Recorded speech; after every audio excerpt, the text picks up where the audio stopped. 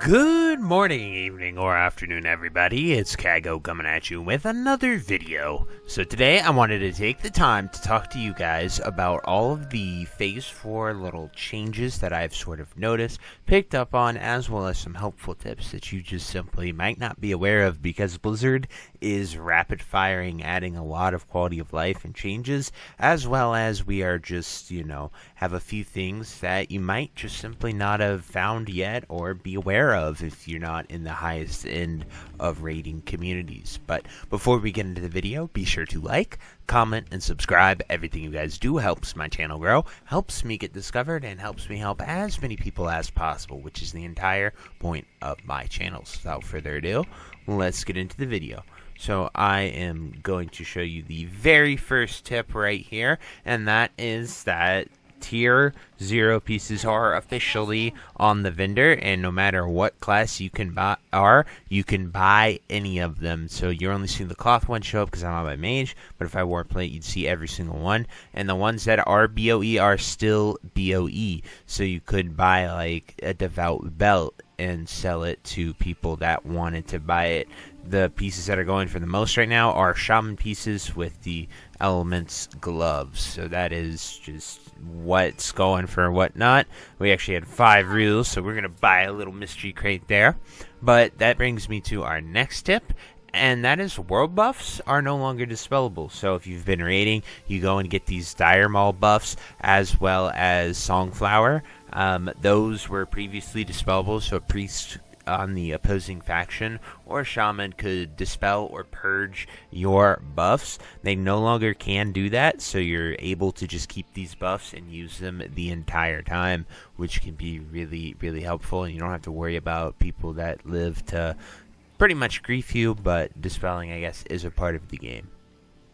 The next change that I want to talk about is one of the craziest ones, and I have been doing a lot of science with my main and my ults to really pinpoint this, and people are reporting multiple procs of Rugged Hide, Cured Rugged Hide, as well as Mooncloth. And so I did everything that I could to try to, do a little science and get this down, but the final solution is that it is required to have 300 tailoring for Mooncloth, as well as 300 leatherworking, and it does not matter the character's level. As I've shown with you guys many times and talked about, I have all my alts that I made from the Phase 1 and 2 rune videos. I leveled them all to 41, and they all are tailors and leatherworkers because they're characters I don't plan on playing again. And so I went ahead and started leveling all of their tailorings to 300. Leatherworking to 300 is a little expensive right now, and I can't justify it because rugged leather is through the moon on my server. But tailoring is very cheap to level. It just takes a little bit of time, and you can do all the Runecloth gloves that you're going to be making as well, which allows you to make Mooncloth. So I've made one on this character at 300 tailoring, and it proc 3, and then I made one on my alts, and they procced between 2 and 4. So that is the best I have seen. You maybe could get 5. I don't really know. This is very new, and I don't see many people talking about it. So I wanted to let you know about this tip, so you could level your profession there, especially if you're someone who, did it for Sunken Temple and it's just sitting at 250. Level it to 300 because it is definitely worth it. Next, we got a few rapid fire ones that are huge quality of life ones. Mages now craft 20 water per craft, and I believe it takes less mana than what it did as well, so you can get that good crystal water if you have done the quest in Dire Maul West Library, and you have to go kill a boss in East. It's not too difficult, but you can now craft 20 per cast, which is really awesome. But they didn't let you craft 20 food, so now I'm just making 10 cinnamon rolls instead of 20. I think that is an outrageous change, and I think it should be on Blizzard's top priority to fix right this moment, because you know how obnoxious it is to have to hit food twice to my 1 water? It's just absolutely unbelievable. I can't believe that they would ever make us have to do that.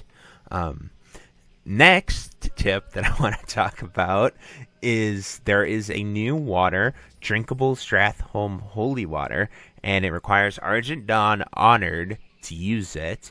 and you use a Stratholme Holy Water normally that you pick up inside the instance, and you trade it in at the Argent Dot to get water that is as good as the Jungle Durin from last phase and Sunken Temple from the Isle of Yujamba over here that you turn in.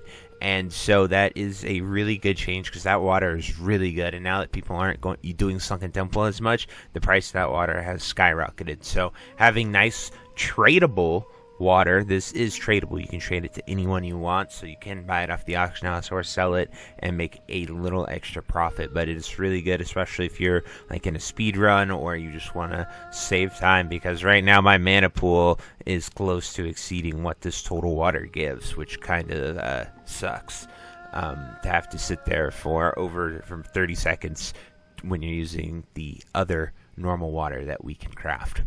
Then next, the Jungle Durin quest line actually gave you reputation with the Zandalari tribe. So I was taking our extra flask that no one needed anymore, and I was just spamming the Jungle Durin quest, so that way I could get my rep up higher for when ZG comes out. I'm our guild's tailor, so I, wanted to get it up so I could get Bloodvine as soon as possible for my guildies. But in the end, we'll see where that goes. But they reduced the rep to 5 instead of 10. I'm not sure if that was because of my rep getting to a certain point, or if it was a change, but I believe it was a change because people discovered this and were doing it to get their Zandalari tribe rep up before ZG came out. Another tip, and one of the last ones, is that finally the graveyard that is in the middle of Blackrock Mountain is now functioning regardless if the Blackrock Mountain event is up all the time. This is a massive quality of life change because running all the way from Thorium Point to Blackrock Mountain, it saves like 2 to 3 minutes at least if you wipe in BRD or Ubers/Lubers. So it is a really great change. I think people will love it, especially when BWL comes out as well, because it is such a pain to run all the way back. As well as the STV Blood Moon respawn events are active there, so you get a little shield and you run really quickly invisible after respawning. So if you're just someone that isn't trying to do the event and you're just trying to get into your Upper Blackrock Spire or your BRD instance, you'll have 15 seconds, I think, to just run straight to it, which is really nice to see.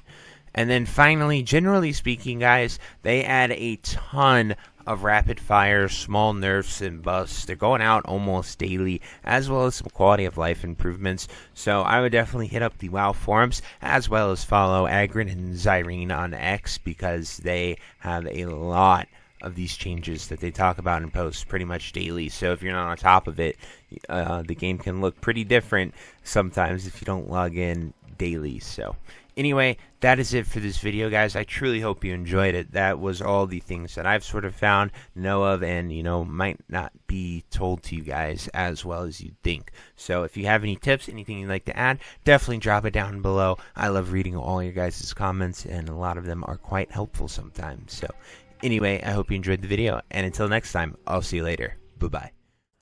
If you made it to the end of this video, thank you so much for watching. It truly means a lot to me. If you happen to find anyone that you know would also benefit from watching this video, please share it with them.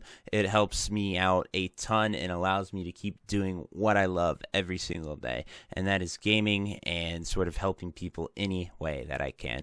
So finally, thank you so much, and I hope you have a fantastic day.